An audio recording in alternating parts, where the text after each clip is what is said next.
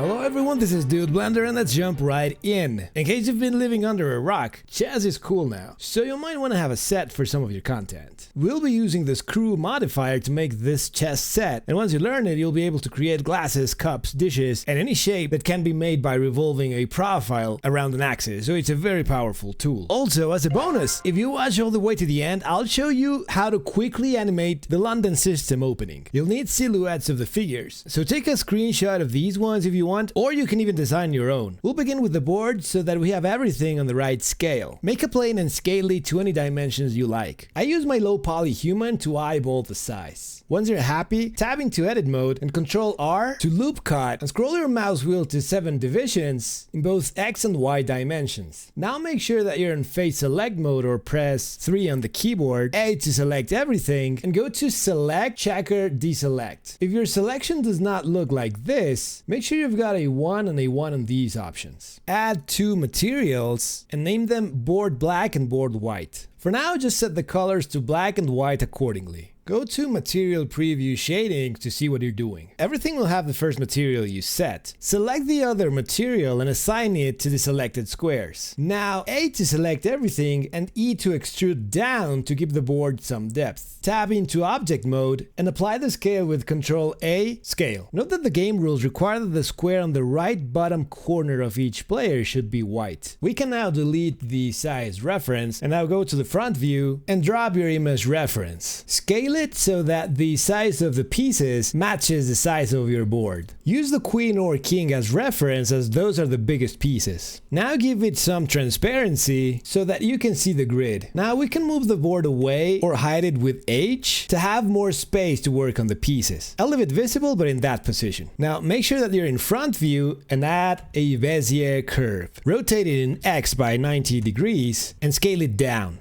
Now we need to trace the silhouette of the figures. If you've never used Bézier curves, when you're in edit mode, each vertex has 2 handles that define the shape of the curve. If you select the vertex, all of the transform commands G, R, and S work here and are very intuitive. If you select the handles, G will allow you to move them freely, S will move them along the line, and R will rotate the vertex. Selecting the vertex and pressing E will extrude a new vertex. When you have a vertex selected, pressing V will let you change the vertex between aligned, which is having the handles on opposite sides of the vertex, free, that allows you to move each handle independent from each other to make sharper corners, vector, which points the handles to the previous and next vertices, and automatic, that will make the smoothest curve. You can also use the pan curve tool, which allows you to quickly create more vertices and move them easily by clicking and dragging on them. Very similar to working on a vector image app. Lastly, Alt-C closes or opens the curve. Now to set up the curve, I recommend that you make sure that the center of the image that you're going to work on is on a grid line. We're going to be working first on the pawn, so I'm making sure that the middle of the pawn sits exactly on a grid line. This will make it easier to snap vertices later. Now the first thing we need to do is in object mode, select the line, turn on snap to increment, and click on absolute grid snap. Now press G to move the line and make sure that the origin sits exactly on the center of the base. Turn the snapping off and move the image up to make sure that the base is also on this grid line. These steps are important because the Screw Modifier will revolve around the origin of the curve, and we need the start and end points of the curve to be aligned with the origin. Now go to edit mode in the curve and start tracing 1/2 of the pawn. You'll need to make sure that the starting and ending points of the curve snap onto the middle grid line, but for the rest of the vertices you can just turn snapping off. It's generally a good idea to try to use as few vertices as necessary to achieve your desired result. Once you're done, make sure that the first and last vertices align to the middle grid. Now once you're happy with your figure, go to modifiers and add a Screw Modifier. Make sure that the Z-axis is selected. Also tick the merge checkbox, and we need to write a very small number. Now in this case, because the board is quite small, I'm gonna go here to scene properties, units, and then in length I'm gonna select centimeters. Now back in the modifier tab, here I'm gonna select 0.001. Of course this will depend on the specific size of your board. Now this will merge any overlapping vertices to close the shape when we apply the screw modifier. Now since we rotated the curve object, yours might look something like this. We just need to tab into object mode, then Ctrl A to apply the rotation and scale transforms. Now one of the great things about working with curves and modifiers is that they are non-destructive. So we can still tab into edit mode and modify our piece as much as we wanted to. So now it's a good time to practice and change it a little bit to make it your own design. Now once you're happy with the pun, we need to optimize the shape. In the screw modifier, increase the steps viewport until you feel it looks good. It will usually be around 32 to 64. If you go to wireframe mode, you'll be able to see the effect of changing this number. Now once you feel it looks good, copy that number and paste it into the render field. Now we can just leave a low number in steps viewport, something like 8. Now we do the same thing in the curve properties. Increase the resolution preview U until you feel it looks good. I'm gonna leave it at 12 for now because I think it looks good like this. Then copy that number into the render U and leave the resolution preview U in something small like 4. The advantage of not converting it to a mesh is that the working file will be lighter and faster. At this point our pun is done, and since we worked non-destructively, we can always go back and modify anything we want. Remember to make sure that the origin is exactly on the center of the base,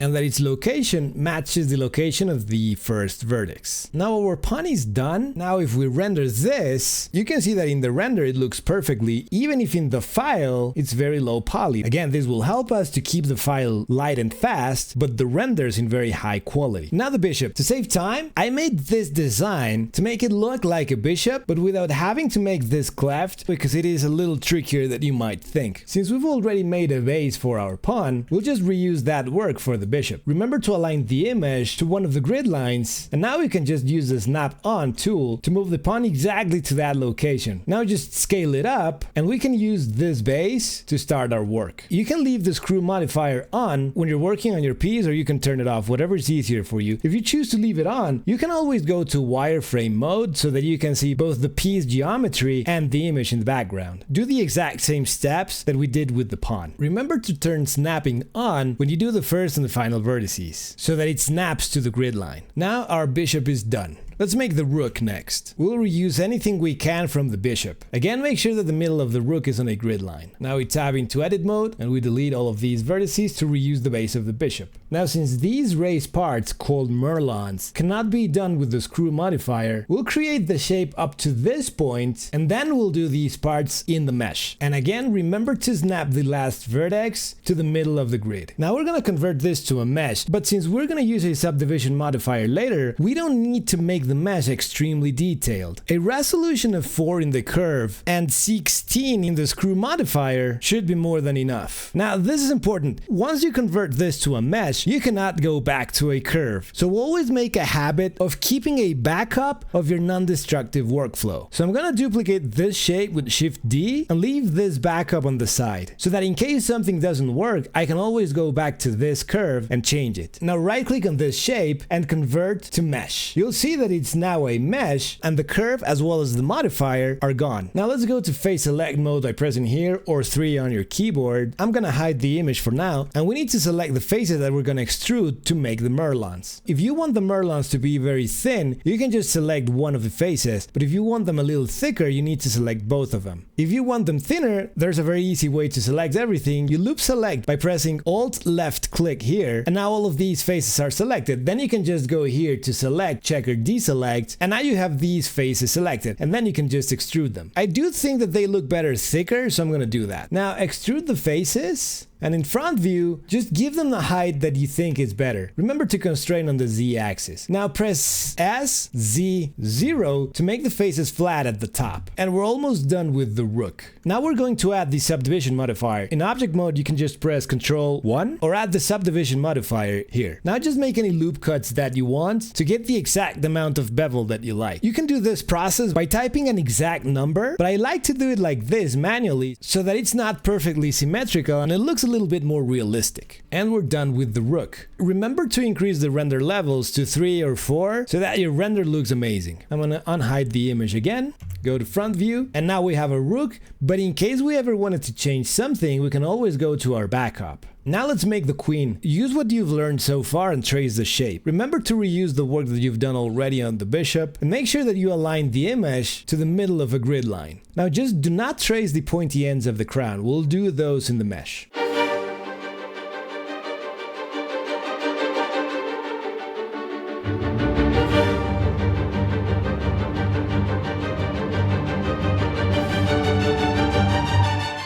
Now once you're happy with the queen, remember to duplicate it and save the backup on the side. Now convert the queen to a mesh. I'm gonna hide the background image for now. Now in edit mode, we're gonna select this loop, so Alt and left click, then go to select, check or deselect. Now we're gonna press Alt S and drag up until you get the result that you want. Now tab out and add a subdivision modifier by pressing Ctrl 1. You can loop cut here with Ctrl R and drag it down to make this crease a little bit more visible. Increase the levels in the viewport to see how it looks, and when you're happy, leave the levels viewport in 1 and the render again in 3. Now we have our queen. I'm gonna unhide the background image and we're gonna make the king next. That one's gonna be very easy as we can reuse the shape of the queen. We're just gonna make the crown higher and make this base for the cross pate.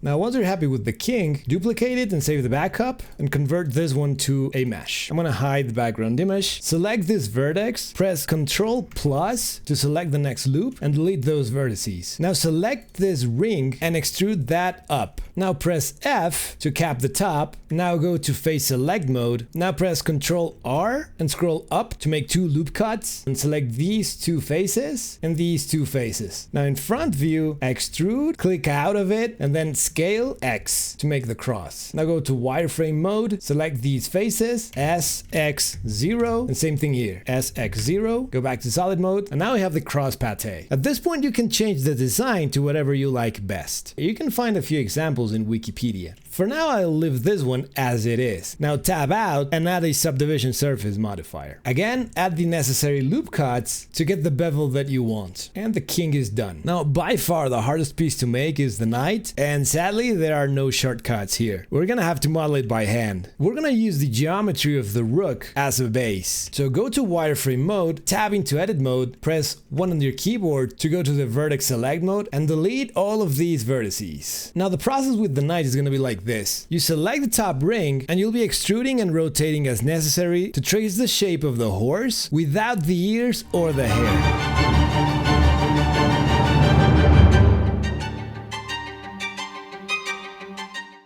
Now once you're happy with the shape, I'm going to bring back up my image and we'll start to extrude the hair. Tab into edit mode, go to face select mode and select these 2 faces, go to the front view and extrude them. Rotate them and extrude them again. And just try to get the general shape of the hair. It doesn't have to be perfect. And do the same thing with each of the hairs.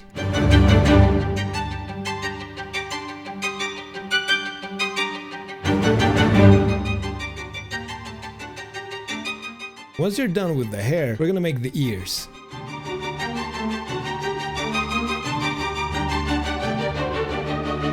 I'm working with both ears at a time, so make sure that you select individual origins here. That way when you scale it, it won't scale it in towards each other.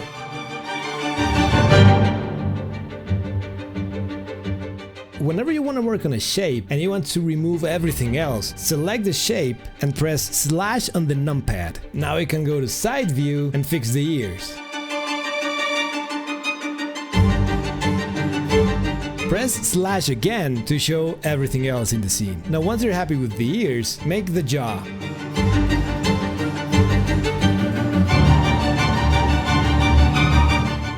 Now just select this ring and press F to close it. If you want, you can select this face and extrude it in to indicate an eye. And we can do that on the other side as well. And you can do the same thing with the nose. Once you're happy with the knight, we're done modeling the pieces. Now to finish the scene, we're just gonna add a very simple wooden material to each of the pieces and the board. Select the queen and add a material. Name it white pieces. I'm not gonna go into very much detail in the notes, but this is the setup. It's basically a noise texture that's been stretched. I also added an ambient occlusion to make these concave zones a little bit darker to make it look more realistic, and I added a bump to make the surface a little bit more interesting. Most of these values should work on your model regardless of the size, but still tweak any numbers so that you get the result that you want. Now just one thing, for the colors, you should be using Adobe Color as reference. This is a really great tool for any project. Type chess set. For example, these two are perfect for our project. I'm gonna click on this one, and then you can just copy the colors that you need. You can just click to copy, and then to paste it, just click on the color, go to hex, and then paste the number. Do the same thing with lighter color. If you want to tweak your material a little bit, you can change the scale values, the colors, these numbers of the bump map, and the roughness. When you do that, I suggest that you are in the render view so that you can see the effect on how your render will look. Now, to quickly apply the material to all of the pieces, select all of the pieces except the queen that already has the material, and now click on the queen so that it's selected and active. Then press Ctrl L, link materials. Now select the queen and duplicate it with Shift D, and click here to add a new material while copying the properties of the original material. You can change this to black pieces. Now you can go back to Adobe Color and find a good image for the black pieces. This one works for me. Click on it. Now copy the dark color and paste it here. Then copy the lighter color and paste it in these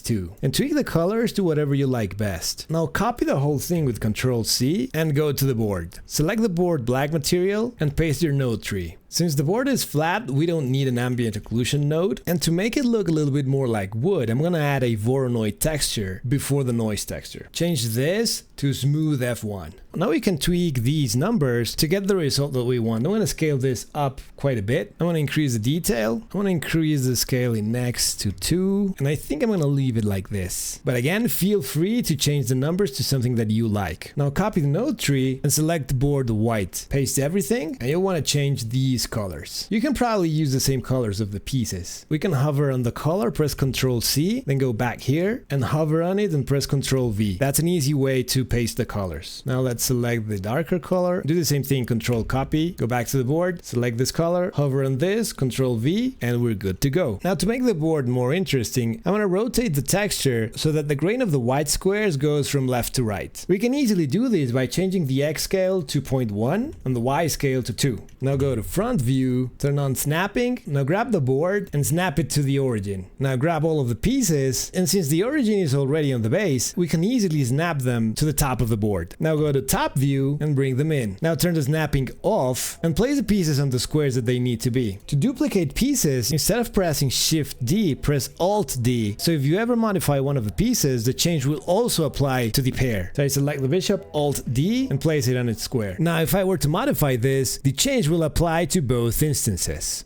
Try not to place everything in the exact center and rotate some of the pieces a little bit so that it looks more realistic and that the pieces were placed by hand in the real world. Now once you're done with the white pieces, select all of them, go to top view, Shift D to duplicate everything. Now make sure you're in the bounding box center. Now rotate everything 180 degrees and place them on their squares. And I move the black queen a little bit here and switch the places of the king and queen. Now select all of these pieces, then this black queen that we have here, Shift left click, Ctrl L, link materials. Now we can delete this queen since we already have this one, and we're done. And now as promised, I'm going to show you quickly how to animate the London system opening. At this point you could delete all of your backups, but it's a better idea just to press M, move to new collection, name it backup, and turn this collection off. This way it will not show in your scene and it will not show in the render, but you still have them in case you want to go back to them. Now to animate this, expand your timeline and in keying, select location. Now turn the auto keying on with this button, and now every time you move a piece, a keyframe will automatically be generated. So select the first pawn to move, press G to move it a little bit, and that will generate a keyframe. Now advance between 15 and 20 keyframes. And again, don't make everything exactly 20 keyframes because that will make it look more mechanic. We want a little bit of imperfection in our models and in our animations. Now move this pawn pawn to the D4 square. Now go to the next frame by pressing the right arrow, select this pawn and move it a little bit to generate a keyframe, then again advance and move it to the D5 square. Go to the next frame, now select this bishop and move it a little bit to generate a keyframe, advance 20 frames more or less, and move this bishop to the F4 square. Now we'll do this a little bit faster. Next frame, grab, move a little bit, advance a few frames, move it, go to the next frame, select the next piece, move it a little bit, that was a lot, advance a few frames, move it, change this to 120 to have more frames. Now select the knight, move it a little bit, now advance 10 frames, move it here, but also up. Go back to top view, now advance other 10 frames and move it here, snap on, and on the base of the board. Now press shift left, press spacebar, and see your board come to life. That's it for today. Drop a like, comment, and subscribe if you like the video. Connect on Instagram or TikTok with me with the handle @DudeBlender. I'm Dude Blender. Happy blending.